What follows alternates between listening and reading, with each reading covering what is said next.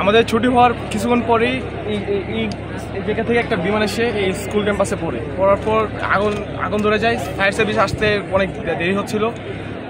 ভিতর থেকে কিছু ছাত্র ইনস্ট্যান্ট মারা গেছে, কিছু দূরে আসতেছিল যারা পুড়ে গেছে। কিছুক্ষণ পরেই ফায়ার সার্ভিসের যারা ছিল তারা ঢুকে আগুন নিয়ন্ত্রণের চেষ্টা করে। পরে এখানে যে চিকিৎসার জন্য যারা আসছিল তাদের সাথে মিলে আমরা উদ্ধার।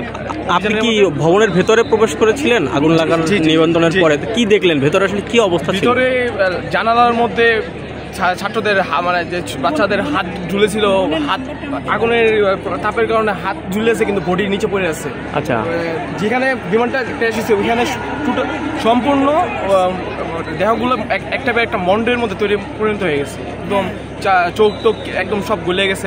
বডি শনাক্ত করা একদম মানে ইম্পসিবল ছিল। ফায়ার সার্ভিসের কর্মী কেমন বডি মনে হয়েছিল? মানে বাচ্চাদের একদম থেতলানো। কত সংখ্যক হইতে পারে?